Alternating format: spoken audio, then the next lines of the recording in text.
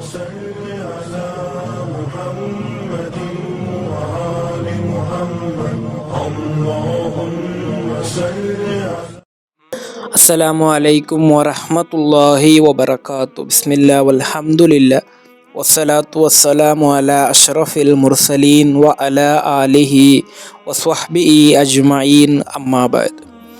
ಇದನ್ನು ಮಾಡಿದರೆ ಜನರು ನಿಮ್ಮನ್ನು ಪ್ರೀತಿಸ್ತಾರೆ, ಆದರೆ ಒಳ್ಳೆಯದಕ್ಕೆ ಮಾತ್ರ ಇದನ್ನು ಬಳಸಿ.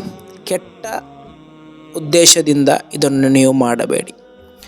ಇಮಾಮ್ ಬುಖಾರಿ ರಲಿಯಲ್ಲಾಹು ಅನ್ಹು ರವರ ಅದಬುಲ್ ಮುಫ್ರದ್ ಎಂಬ ಗ್ರಂಥದಲ್ಲಿ ಒಂದು ಹದೀಸ್ ಕಾಣಲು ಸಾಧ್ಯ. ಅಬಿ ಹುರೈರ ರಲಿಯಲ್ಲಾಹು ಅನ್ಹು ರವರಿಂದ ನಿವೇದನೆ, ಅನ್ನಬೀನ್ ಸಲ್ಲಲ್ಲಾಹು ಅಲೈಹಿ ವಸಲ್ಲಮ ಯಕೂಲು, ಪ್ರವಾದಿ ಸಲ್ಲಲ್ಲಾಹು ಅಲೈಹಿ ವಸಲ್ಲಮರು ಹೇಳುತ್ತಾರೆ, ತಹಾದು ತಹಾಬು, ನೀವು ಹದಿಯ ನೀಡಿ, ಗಿಫ್ಟ್ ನೀಡಿ, ಅದು ನಿಮ್ಮ ನಡುವೆ ಪ್ರೀತಿ ಹೆಚ್ಚಿಸುತ್ತದೆ, ಪ್ರೀತಿ ಉಂಟಾಗಲು ಅದು ಕಾರಣವಾಗಿದೆ ಎಂದು. ಅಂದರೆ ಪತಿ ಪತ್ನಿಯರ ನಡುವೆ ಅಥವಾ ಕುಟುಂಬದಲ್ಲಿ ಪರಸ್ಪರ ನೀವು ಗಿಫ್ಟ್ ನೀಡುವುದರಿಂದ ನಿಮ್ಮ ನಡುವೆ ಇರುವಂತಹ ಆ ಒಂದು ಪ್ರೀತಿ ಅದು ಗಟ್ಟಿಯಾಗುತ್ತದೆ. ತನ್ನ ಪತ್ನಿಗೆ ಅವಳ ಜನ್ಮದಿನಕ್ಕೋ ಅಥವಾ ಮದುವೆ ವಾರ್ಷಿಕಕ್ಕೋ ಮಾತ್ರ ಗಿಫ್ಟ್ ಕೊಡುವಂತಹ ಪತಿಯರು, ಅದಕ್ಕೂ ಕೊಡದಂಥವರು ಇದ್ದಾರೆ. ಅದನ್ನು ಬಿಟ್ಟು ವಾರಕ್ಕೊಂದು ಏನಾದರೂ ಒಂದು ಸಣ್ಣ ಗಿಫ್ಟ್ ಅಥವಾ ತಿಂಗಳಿಗೆ ಈ ರೀತಿ ನಾವು ಪರಸ್ಪರ ಹದಿಯ ನೀಡುವುದರಿಂದ, ಗಿಫ್ಟ್ ನೀಡುವುದರಿಂದ ನಿಮ್ಮ ದಾಂಪತ್ಯ ಸಂಬಂಧ ಅದು ಪ್ರೀತಿಯಿಂದ ಮುನ್ನಡೆಸಲು ಸಾಧ್ಯವಾಗುತ್ತದೆ.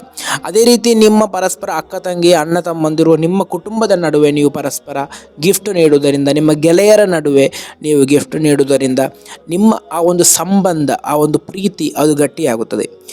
ಆದರೆ ಇದನ್ನು ಕೆಟ್ಟ, ಇಸ್ಲಾಂ ನಿಷೇಧಿಸಿದಂತಹ, ಹರಾಮಾದಂತಹ, ನಿಷಿದ್ಧವಾದಂತಹ ಸಂಬಂಧಗಳಿಗೆ ಇದನ್ನು ಬಳಸಬಾರದು. ನೀವು ಪ್ರೀತಿ ಮಾಡುವಂತಹ ನಿಮ್ಮ ಗೆಳತಿ ಅದು ಇಸ್ಲಾಂ ನಿಷೇಧಿಸಿದಂತಹ ಒಂದು ಸಂಬಂಧ. ಆ ಒಂದು ಸಂಬಂಧದಲ್ಲಿ ಅವಳ ಪ್ರೀತಿಯನ್ನು ಗಟ್ಟಿಸಲಿಕ್ಕೋಸ್ಕರ, ಅದು ಗಟ್ಟಿ ಮಾಡಲಿಕ್ಕೋಸ್ಕರ ನೀವು ಹದಿಯ ನೀಡುವುದು ಅದು ಇಸ್ಲಾಂ ನಿಷೇಧಿಸಿದೆ. ಆದ್ದರಿಂದ ಒಳ್ಳೆಯದಕ್ಕೆ ಮಾತ್ರ ಇದನ್ನು ಬಳಸಿ. ನಿಷಿದ್ಧವಾದಂತಹ, ಹರಾಮಾದಂತಹ ಸಂಬಂಧದಲ್ಲಿ ಪ್ರೀತಿ ಉಂಟಾಗಲಿಕ್ಕೋಸ್ಕರ ಈ ಒಂದು ಪ್ರಯೋಗವನ್ನು ನೀವು ಮಾಡಬೇಡಿ. ಅಲ್ಲಾಹನು ಒಳ್ಳೆಯದಕ್ಕೆ, ಪ್ರವಾದಿ ಸಲ್ಲಲ್ಲಾಹು ಅಲೈಹಿ ವಸಲ್ಲಮರು ಹೇಳಿದಂತೆ ಮಾಡಲು ನಮಗೆ ತೌಫೀಕ್ ನೀಡಿ ಅನುಗ್ರಹಿಸಲಿ. ಅಸ್ಸಲಾಮು ಅಲೈಕುಂ ವರಹಮತುಲ್ಲಾಹಿ ವಬರಕಾತು.